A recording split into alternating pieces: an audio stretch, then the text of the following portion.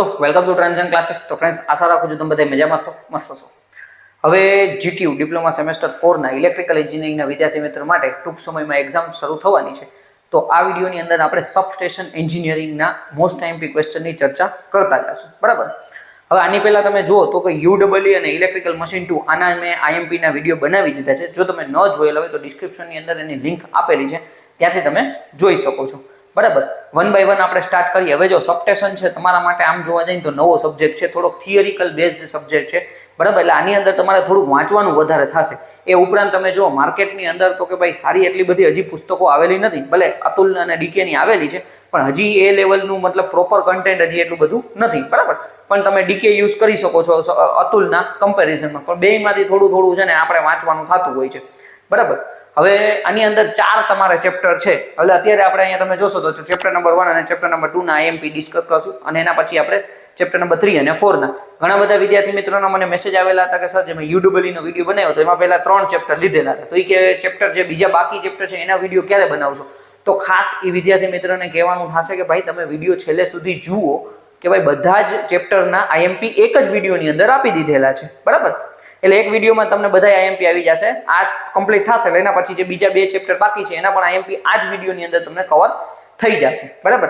ખાસ આપણું WhatsApp group છે, ડિસ્ક્રિપ્શનમાં લિંક આપેલી છે, એની અંદર તમે જોડાઈ જાઓ, જેથી પરીક્ષાને લગતી કંઈ પણ માહિતી આવે, કોઈ પણ વિડીયો આવે તો તમને ત્યાંથી ઝડપથી મળતા રહે. ઓકે, હવે ચેપ્ટર નંબર 1 ની વાત કરીએ તો કે ઇન્ટ્રોડક્શન ઓફ ઇલેક્ટ્રિકલ સબસ્ટેશન. તો કે ભાઈ સબસ્ટેશન શું છે એના વિશે આપણે બેઝિક ઇન્ટ્રોડક્શન આપણે આ ચેપ્ટરની અંદર જોવાનું છે. 15% વેટેજ ધરાવે છે.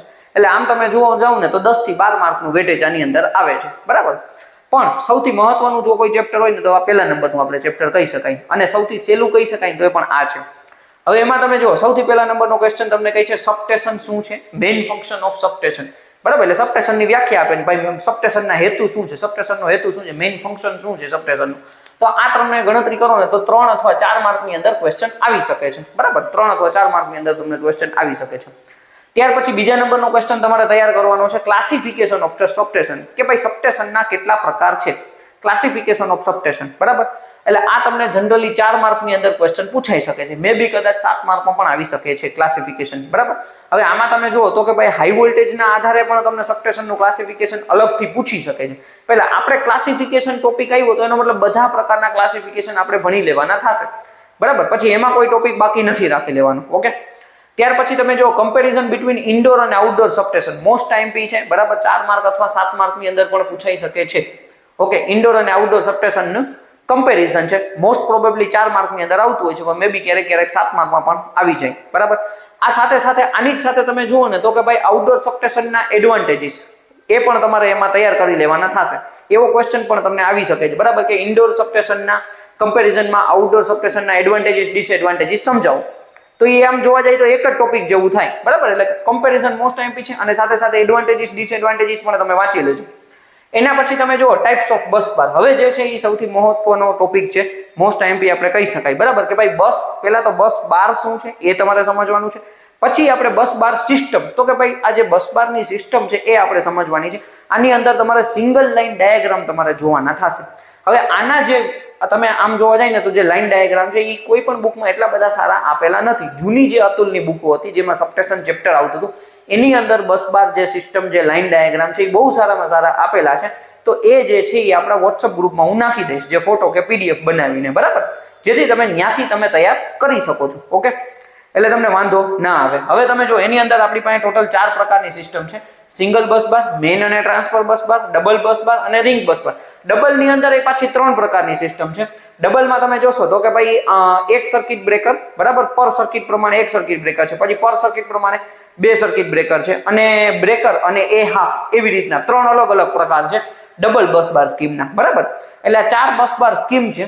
હવે એની અંદર તમે જોશો તો સૌથી વધારે મોસ્ટ આઈએમપી જે મને લાગે છે એ સિંગલ બસ બાર સ્કીમ અને રિંગ બસ બાર સ્કીમ. આ તમને પૂછાઈ શકે છે, બરાબર. જોવાનું તમારે બધુંય છે, કારણ કે ભાઈ મે બી પહેલી વખત પેપર છે એટલે કંઈ પણ પૂછી શકે એવું છે, બરાબર. પણ વધારે મને આઈએમપી લાગે છે એ સિંગલ બસ બાર, કારણ કે જૂના પેપર હોય જે છે તો એમાં સિંગલ વધારે પૂછાતું હોય છે, રિંગ વધારે પૂછાતું હોય છે. તો આ તમને 4 થી લઈને 7 માર્કની અંદર આવી શકે છે. ખાલી બેઝિક તમારે એનો જે લાઈન ડાયાગ્રામ છે એ ડ્રો કરવાનો છે, ફાયદા ગેરફાયદા સમજાવવાના છે, બરાબર. તો સિંગલ બસ બાર અને રિંગ બસ બાર આટલું તમારે કરવાનું છે, બરાબર. બાકી આ મેઇન ટ્રાન્સફર ડબલ બસ બાર એક વખત જોઈ જવાનું છે, કારણ કે આગળના ચેપ્ટરમાં પણ તમને કામ લાગશે, બરાબર. એના પછી તમે જુઓ તો કે ભાઈ સિંગલ લાઈન ડાયાગ્રામ SLD, બરાબર. સિંગલ લાઈન ડાયાગ્રામ તમારે 7 માર્કની અંદર આવી શકે છે અને 4 માર્કની અંદર પણ આવી શકે છે. એ પેપર સેટર ઉપર આધાર છે. મોસ્ટ પ્રોબેબલી મને જ્યાં સુધી લાગે છે ત્યાં સુધી 7 માર્કમાં જ આવશે, બરાબર. તો હવે માં 66/11 કેવી સબસ્ટેશનનો સિંગલ લાઈન ડાયાગ્રામ ડ્રો કરવાનો છે અને 132/66 કેવી સબસ્ટેશનનો સિંગલ લાઈન ડાયાગ્રામ આપણે ડ્રો કરવાનો છે, બરાબર. 132/66 અથવા 66/11 કેવી મે બી આની આસપાસના બીજા જે લાઈન ડાયાગ્રામ છે, બરાબર. તો એ 220/132 કેવી છે, તો ઈ પણ તમારે એક વખત જોઈ લેવો, બરાબર. એટલે વાંધો ન આવે. ઓકે, એટલે આટલું જો તમે આ 5 ક્વેશ્ચન જેવું થાય છે ઈ તમે વ્યવસ્થિત કરશો તો આમાંથી તમને જે 10-12 માર્કનું પૂછાય છે ઈ તમને વાંધો નહીં આવે, બરાબર. અને આમ જોવા જાય તો સહેલામાં સહેલું છે એટલે પેલું ચેપ્ટર કડકડાટ કરી નાખજો. આમાં બધું જ IMP છે, એટલે આ તમે કડકડાટ કરશો તો આગળ તમને ફાયદો થવાનો છે. ડન. ત્યાર પછી હવે જોઈએ ચેપ્ટર નંબર 2 સબસ્ટેશન ઇક્વિપમેન્ટ. તો કે ભાઈ સબસ્ટેશનની અંદર કયા કયા પ્રકારના ઇક્વિપમેન્ટ આવે છે એના વિશે આપણે ભણવાનું છે, બરાબર. હવે સૌથી પહેલા નંબરમાં તમે જુઓ તો કે ભાઈ સબસ્ટેશનનો મેઇન ઇક્વિપમેન્ટ છે એ પાવર ટ્રાન્સફોર્મર છે. તો આપણે પાવર ટ્રાન્સફોર્મર વિશે નોલેજ હોવું જોઈએ. પાવર ટ્રાન્સફોર્મરની એપ્લિકેશન શું છે એ તમારે જોવાનું છે. બીજા નંબરનું કે ભાઈ આ જે આપણું એમ કહેવા જાય ને કે ભાઈ ચેપ્ટર જે છે એ 35% વેટેજ ધરાવે છે, બરાબર. સૌથી વધારે વેટેજ ધરાવતું હોય ને તો એ 35% વેટેજ આપણે આ ચેપ્ટર ધરાવે છે. એટલે આની અંદર ભાઈ ચેપ્ટર થોડુંક લેન્થી છે, તો તમારે થોડુંક વધારે વાંચવાનું થશે, કારણ કે આમાં કોઈ પણ ટોપિકમાંથી ક્વેશ્ચન તમને આવી શકે છે, બરાબર. એટલે પાવર ટ્રાન્સફોર્મર કીધું ને તો પાવર ટ્રાન્સફોર્મરના જે એની અંદરના જે 2-3 ટોપિક હોય ને એ પણ તમારે વાંચી લેવા એક વખત, બરાબર.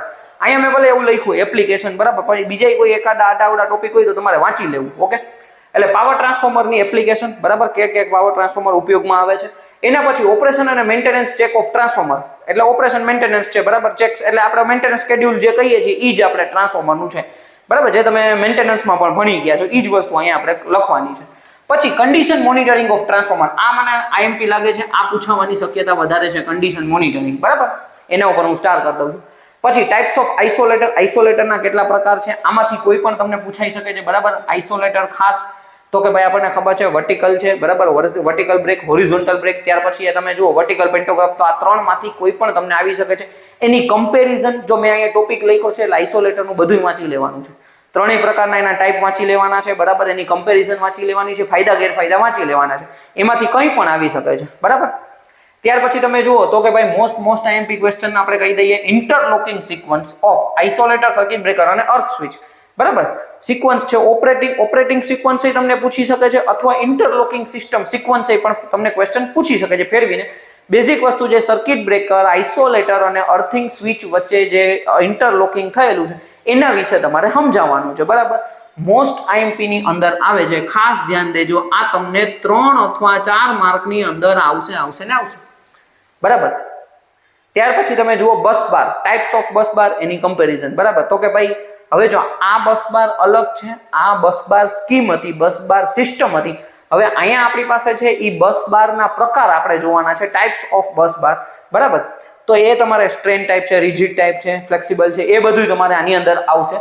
અને ખાસ એના ફાયદા ગેરફાયદા જોઈ લેવાના છે. એનું કમ્પેરિઝન, 3 બસ બારની કમ્પેરિઝન છે એ તમારે કરી લેવાની છે, જેની અંદર કયું મટીરિયલ ઉપયોગ કરવામાં આવે છે, બરાબર. એટલે આખો ટોપિક તમારે તૈયાર કરી લેવાનો છે. એમાંથી ગમે ત્યાંથી ક્વેશ્ચન 3 માર્કમાં આવી શકે, 4 માર્કમાં આવી શકે, 7 માર્કમાં કદાચ આવી જાય, બરાબર. પછી ઓટો રિક્લોઝર, બરાબર. ઓટો રિક્લોઝર શું છે એ સમજાવવાનું છે. હવે એના પાછા 2 પ્રકાર છે, સિંગલ ફેઝ, 3 ફેઝ. તો બેઝિક એમાંથી કોઈ પણ એક તમને આવી શકે છે, બરાબર. સિંગલ ફેઝ એ પૂછી શકે છે, 3 ફેઝ એ પૂછી શકે છે. તો એના આપણે ઓટો રિક્લોઝર કેવી રીતના વર્કિંગ કરે છે, શું ડિવાઇસ છે, અને ત્યાર પછી એના ફાયદા અને ગેરફાયદા એ તમારે તૈયાર કરી લેવાનું થશે. ઓકે. પછી સર્જ અરેસ્ટર, આ પણ મોસ્ટ IMP ની અંદર આવી જાય છે, બરાબર. સર્જ અરેસ્ટર છે, તો સર્જ અરેસ્ટર શું છે અને ક્યાં ઉપયોગમાં આવે છે અને એના ટાઈપ્સ ઓફ સર્જ અરેસ્ટર, આ બધું તમારે તૈયાર કરી લેવાનું થશે. મોસ્ટ પ્રોબેબલી મને જે શક્યતા છે એ થાઇરાઇડ પ્રકારનું જે સર્જ અરેસ્ટર છે એ પૂછવાની શક્યતા વધારે છે.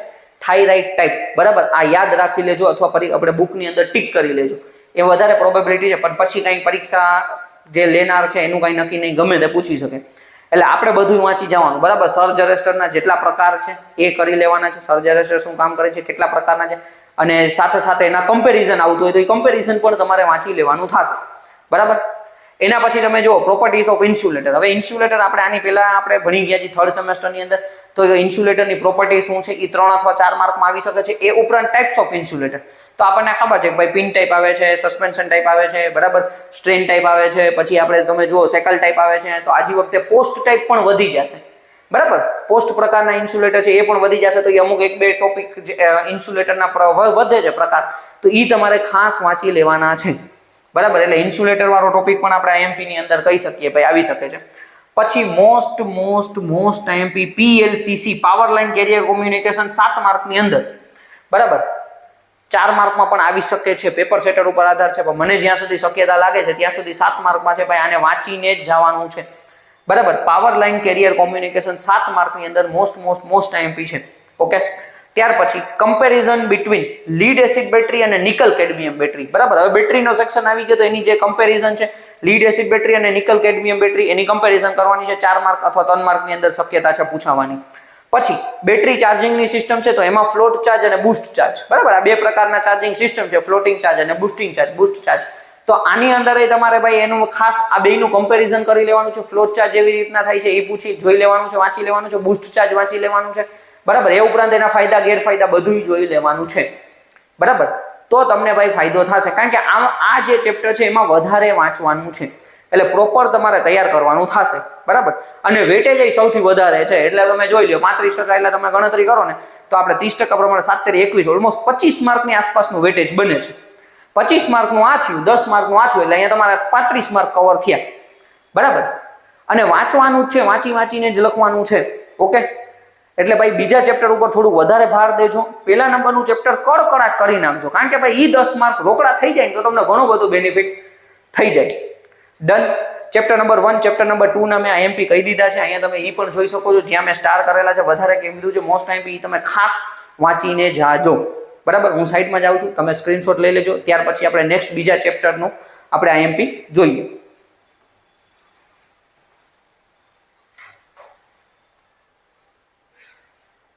ઓકે ફ્રેન્ડ્સ, તો આગળ આપણે ચેપ્ટર નંબર 1 અને 2 ના આઈએમપી જોયા. હવે આપણે ચેપ્ટર નંબર 3 અને 4 ના આઈએમપી જોઈએ. સૌથી પહેલા તમે જુઓ ચેપ્ટર નંબર 3 છે, બરાબર.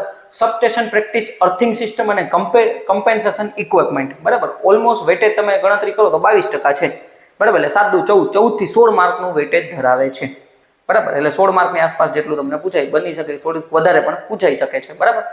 હવે આની અંદર તમે ઓલમોસ્ટ તમે જુઓ ને 11 ટોપિક બને છે, 11 ક્વેશ્ચન બને છે, બરાબર.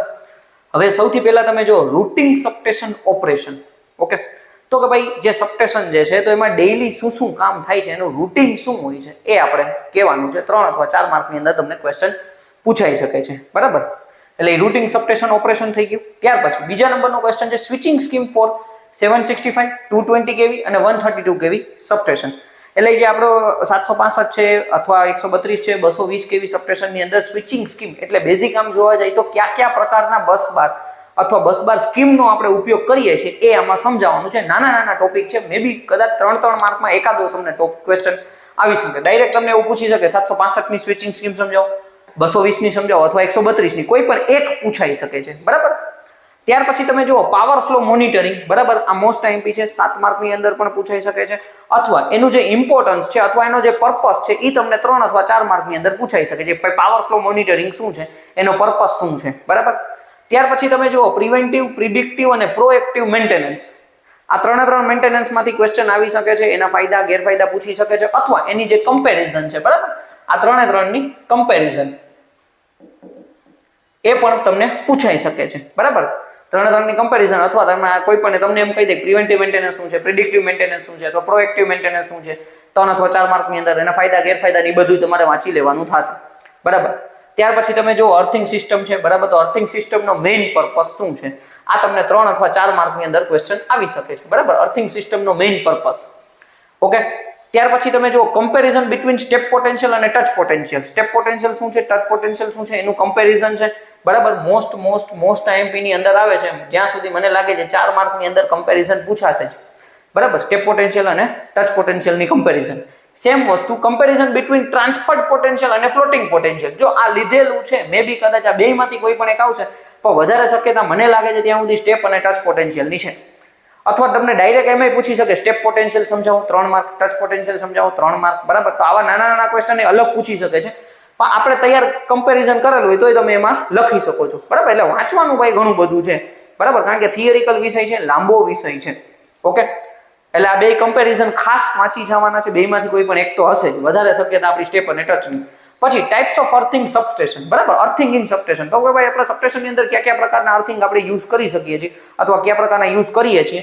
તો સૌથી પહેલા સોલિડલી ગ્રાઉન્ડેડ, બરાબર, પછી રેઝિસ્ટિવ અર્થિંગ, ગ્રીડ અને રોડ અર્થિંગ અને કાઉન્ટર પોઈઝ અર્થિંગ. આ 4 પ્રકારનો આપણે ઉપયોગ કરીએ છીએ. આનાથી પણ વધારે હોય છે, પણ બુકની અંદર જનરલી તમે જોશો તો આ 4 તમને જોવા મળશે, બરાબર. આ 4 માંથી કોઈ પણ એક તમને 3 અથવા 4 માર્કની અંદર આવી શકે છે. જ્યાં સુધી મને લાગે છે ત્યાં સુધી સોલિડ ગ્રાઉન્ડેડ સિસ્ટમ તમે સમજાવો, આવું પૂછી શકે. અથવા તમને ડાયરેક્ટ એવો ક્વેશ્ચન પૂછે કે ભાઈ કયા કયા પ્રકારની અર્થિંગ આપણે સબસ્ટેશનની અંદર ઉપયોગ કરીએ છીએ, કોઈ પણ એક તમે તમારી રીતે સમજાવો, બરાબર. બાકી સોલિડલી ગ્રાઉન્ડેડ છે એ સૌથી વધારે આઈએમપી છે. મે બી કદાચ પછી રજિસ્ટિવ અર્થિંગ પણ તમને પૂછી શકે છે. આ બે માંથી કોઈ પણ એક, બરાબર. બાકી વાંચવાના ભાઈ તમારે એક વખત તો ભાઈ બધું તૈયાર કરી લેવાનું છે. ઓકે, પછી typical safety clearance based on voltage level, બરાબર. વોલ્ટેજ લેવલના આધારે સેફ્ટી ક્લિયરન્સ આપણે કહેવાનું છે, બરાબર. એના પછી પીપીઈ પર્સનલ પ્રોટેક્ટિવ ઇક્વિપમેન્ટ કયા કયા ઉપયોગમાં આવે છે, તો એ તમને નાનકડો ક્વેશ્ચન તમને પૂછાઈ શકે છે, બરાબર. તો એ પણ ખાસ કરી લેવાનો છે, 4 માર્કની આસપાસમાં શક્યતા છે. અને લોટો મોસ્ટ આઈએમપી, બરાબર. લોટો છે એ પૂછાઈ જશે, બરાબર. લોકઆઉટ ટેકઆઉટ પ્રોસિજર કઈ રીતના છે તો એ તમારે તૈયાર કરી લેવાના થશે, બરાબર. હવે આની અંદર જો તમને વધારે આઈએમપી કહી દઉં ને તો ભાઈ પહેલા નંબરનો ક્વેશ્ચન છે એ આઈએમપી છે, બરાબર. રૂટિંગ સબસ્ટેશન છે, પાવર ફ્લો મોનિટરિંગ તમને આવી શકે છે, બરાબર. મેન્ટેનન્સ વાળો ક્વેશ્ચન પણ આવી શકે છે, અર્થિંગ સિસ્ટમના પર્પઝ એ પણ છે, સ્ટેપ પોટેન્શિયલ અને અર્થ પોટેન્શિયલ મોસ્ટ આઈએમપી છે, બરાબર. એના પછી તમે જુઓ તો આમાંથી કોઈ પણ એક અર્થિંગ સિસ્ટમ આવી છે. પીપી એકદમ ઈઝી ટોપિક છે, વાંચી લેશો એટલે આ યાદ રહી જશે. લોટો ખાસ કરી નાખજો, બરાબર. લોકઆઉટ ટેકઆઉટ પ્રોસિજર કઈ રીતના હોય છે, એટલે આ તમારે ભાઈ જનરલી તમે ગણતરી કરો 14 થી 16 માર્ક સુધીનું તમને વેટેજ ધરાવે છે, બરાબર. બધાની અંદર મેં ટોપિક કીધેલા હોય તો એની અંદર જે છે એ થોડુંક વધારે તમારે વાંચવું જોશે, કારણ કે ફૂલ થિયરી વિષય છે. ઓકે, એના પછી જોઈએ ચેપ્ટર નંબર 4 સ્પેશિયલાઇઝ સબસ્ટેશન અને ઓટોમેશન બેઝિક, બરાબર. 28% વેટેજ ધરાવે છે. એટલે આમ તમે ગણતરી કરો તો 7 તેરી 21, એટલે ઓલમોસ્ટ તમે ગણતરી કરો 18 થી 19 માર્કનું વેટેજ આવે છે, બરાબર. 20 કહી દઈ તો એ કઈ વાંધો નથી 28% પ્રમાણે. ઓકે, હવે એમાં તમે જુઓ સૌથી પહેલા નંબરનું છે જીઆઈએસ સબસ્ટેશન અથવા HGIS સબસ્ટેશન શું છે, બરાબર. GIS સબસ્ટેશન શું છે એના એડવાન્ટેજીસ, HGIS સબસ્ટેશન શું છે એના એડવાન્ટેજીસ, અને આ બેયની કમ્પેરિઝન ખાસ કરી નાખવાની છે, બરાબર. કમ્પેરિઝન આવી શકે છે GIS અને HGIS. કમ્પેરિઝન આમ તો તમે જુઓ ને જેટલી હોય ની બધી તૈયાર કરી લેવાની. પછી કોમ્પોનેન્ટ ઓફ GIS અને HGIS સબસ્ટેશન કયા કયા પ્રકારના કોમ્પોનેન્ટ છે એની અંદર ઉપયોગ થાય છે, તો એ 3 અથવા 4 માર્કની અંદર તમને પૂછી શકાય છે. એના પછી HVDC સબસ્ટેશન, બરાબર. તો એના પર્પસ, જો પર્પસ છે અલગ ક્વેશ્ચન છે ભાઈ. HVDC સિસ્ટમનો પર્પસ શું છે, એનું ફંક્શન શું છે, બરાબર. તો કાર્ય શું છે, એ બે અલગ અલગ વસ્તુ છે, એટલે બે અલગ અલગ ક્વેશ્ચન અહીંયા તમારે ભેગા થયા HVDC સબસ્ટેશનની અંદર, બરાબર. પછી કન્વર્ટર ટ્રાન્સફોર્મર, આ પણ ક્વેશ્ચન તમને આવી શકે છે, બરાબર. કન્વર્ટર ટ્રાન્સફોર્મર શું છે, એના એડવાન્ટેજીસ ડિસએડવાન્ટેજીસ એ બધું તૈયાર કરવાનું થશે. સ્કાડા, બરાબર. સ્કાડા સબસ્ટેશન શું છે એ તમારે કહેવાનું છે, એના એડવાન્ટેજીસ અને સ્કાડા આર્કિટેક્ચર. સ્કાડા આર્કિટેક્ચર છે એ બહુ મોસ્ટ આઈએમપી છે, બરાબર. પૂછવાની શક્યતા છે. બાકી એડવાન્ટેજીસ એ આવી શકે છે સ્કાડા આપણા સબસ્ટેશનના એડવાન્ટેજીસ. પછી એડવાન્ટેજીસ ઓફ સ્કાડા ઇમ્પ્લિમેન્ટેશન, જો આ અલગ ક્વેશ્ચન થઈ ગયો કે ભાઈ સ્કાડાનું ઇમ્પ્લિમેન્ટેશન કરીએ છીએ એના એડવાન્ટેજીસ શું છે, બરાબર. એ તમને કહી છે 3-4 માર્ક, મેસ્ટલી 4 માર્કની અંદર શક્યતા છે. પછી HMI, બરાબર. Human machine interface, main function અને એના એડવાન્ટેજીસ મોસ્ટ આઈએમપી ની અંદર આવે છે HMI, બરાબર. કારણ કે ભાઈ અત્યારે બધું જે છે એ તો લેટેસ્ટ ટ્રેન્ડ પ્રમાણે તમે જોવો તો HMI શક્યતા છે આવવાની, બરાબર. મેઇન ફંક્શન છે, એડવાન્ટેજીસ છે. કમ્પેરિઝન બિટવીન OWS અને EWS, બરાબર. Operator work station, engineer work station. હવે જો અહીંયા તમારે બે અલગ અલગ ટોપિક તમારે પાછા તૈયાર કરવાના થશે. એક તો OWS શું છે એના એડવાન્ટેજીસ ડિસએડવાન્ટેજીસ, ઓપરેટર, બરાબર. ઓપરેટર વર્ક સ્ટેશન અથવા એન્જિનિયર વર્ક સ્ટેશન. ઓકે, તો એટલે આ બે અલગ અલગ ટોપિક છે એ તમારે તૈયાર કરવાના છે. સાથે સાથે તમારે કમ્પેરિઝન તૈયાર કરી લેવાની છે, બરાબર. એના પછી તમે જો કમ્પેરિઝન બિટવીન GOOSE અને MMS, બરાબર. GOOSE અને MMS આ પણ આઈએમપી ની અંદર આવી જાય છે. ઓકે, ત્યાર પછી તમે જુઓ cyber security in digital substation, બરાબર. તો કે ભાઈ સબસ્ટેશનની અંદર સાયબર સિક્યુરિટી શું છે એ આપણે કહેવાનું છે. એના એડવાન્ટેજીસ તમને આવી શકે છે મોસ્ટ, બરાબર. પછી advantages of smart grid, smart ગ્રીડનો કોન્સેપ્ટ તમારે વાંચી લેવાનો છે અને એની એડવાન્ટેજીસ કરી લેવાની, એટલે એ તમને 3 અથવા 4 માર્કની અંદર શક્યતા છે. અને એડવાન્ટેજીસ ઓફ ગ્રીન સબસ્ટેશન, બરાબર. એટલે આટલા તમે ગણતરી કરો તો 12 જેવા ક્વેશ્ચન નીકળે છે. હજી તમને એવું લાગે કે આ ક્વેશ્ચન આવી શકે છે તો એ પણ તમારે વાંચી લેવું, બરાબર. આમ જોવા જઈએ તો આખો જે સબસ્ટેશન જે આપણો ચેપ્ટર છે અથવા જે કંઈ પણ તમે સબ્જેક્ટ કયો છો એ વધારે લેન્ધી છે, બરાબર. ટોપિક ઘણા બધા છે અને ફર્સ્ટ ટાઈમ પેપર લેવાનું છે એટલે ભાઈ ઘણું બધું આપણે તૈયાર તો કરવું જ જોશે, બરાબર. પણ મેં તમને જે મોસ્ટ આઈએમપી કીધેલું છે કે ભાઈ આટલું તમે કરી નાખજો તો એમાંથી તમને વાંધો નહીં આવે, પણ વધારાનું વાંચવાનું છે, તૈયાર કરવાનું છે. એવું નથી કે મેં કીધું એટલું જ કરવાનું છે. બની શકે કે આ કદાચ આની બહારના પણ ક્વેશ્ચન આવી શકે. આઈએમપી નો મતલબ શું છે તો કે 80-20 રૂલ પ્રમાણે આપણે કંઈક 20% બહાર કાઢ્યું છે, બરાબર. તો એ પ્રમાણે તમારે તૈયારી કરવાની છે. અને ભાઈ ખાસ કહું છું કે બુક લઈ લ્યો, બરાબર. તમારી પાસે ચોપડી ન હોય તો ભાઈ 100-150 રૂપિયાની આવે છે, લઈ લ્યો, તમારી જિંદગી સુધરી જશે, બરાબર. ખાલી ખોટે ઝેરોક્સ ને પીડીએફમાં ન પડો, એમાં વાંચવામાં પ્રોબ્લેમ આવે છે, બરાબર. એના કરતાં બુક પડી છે ને આ સબસ્ટેશનનો ભાઈ જે તમારો જે સબ્જેક્ટ છે ને એ ભવિષ્યમાં પણ તમને કામ લાગવાનો છે. એટલે આ વારંવાર વાંચશો તોય તમને આગળ કામ લાગશે. સબસ્ટેશનમાં તમે કામ કરવા જશો તો ઘણું બધું તમને અહીંથી જોવા મળશે. અને એક ક્વેશ્ચન ઉપાડો 3 વખત વાંચો એટલે તમને જેને ફાયદો થશે, બરાબર. આની અંદર હું તમને આઈએમપી કહી દઉં તો કે જો ભાઈ HGIS, બરાબર, કમ્પેરિઝન આ બેયની કરી નાખજો, કોમ્પોનેન્ટ કરી નાખજો. ત્યાર પછી HVDC નો પર્પસ અને ફંક્શન છે, બરાબર. ઓલમોસ્ટ ઘણું બધું છે. અહીંયા મેં તમને કીધું સ્કાડાનું આર્કિટેક્ચર મોસ્ટ આઈએમપી છે. 4 માર્કમાં પણ પૂછાઈ શકે છે, 7 માર્કમાં પણ આવી શકે છે, બરાબર. એડવાન્ટેજીસ ઓફ સ્કાડા ઇમ્પ્લિમેન્ટેશન છે, HMI વાળું કરી નાખજો. ત્યાર પછી તમે જુઓ તો advantages of smart grid, advantages of green substation, બરાબર. આટલા ટોપિક તમારે તૈયાર કરવાના છે મોસ્ટ આઈએમપી ની અંદર, બરાબર. બાકી વાંચવાનું તો મેં તમને અહીંયા કીધું કે ભાઈ 11 તો વાંચી જ નાખવાના છે. આ 12 ક્વેશ્ચન બને છે તો એ વાંચી જ નાખવાના છે, બરાબર. નેક્સ્ટ બીજા જે સબ્જેક્ટ બાકી છે એના પણ વિડીયો આવતા જશે. ડિસ્ક્રિપ્શનની અંદર તમે જોતા જજો તો હું અપડેટ કરતો જઈશ, અથવા આપણા વોટ્સઅપ ગ્રુપમાં તમે જોડાઈ જજો જેથી તમને જે કાંઈ પણ વિડીયો આવે તો એ ત્યાંથી તમને માહિતી મળતી જાય. Okay, thank you friends. હું સાઈડમાં જાઉં છું, તમે સ્ક્રીનશોટ લઈ લેજો.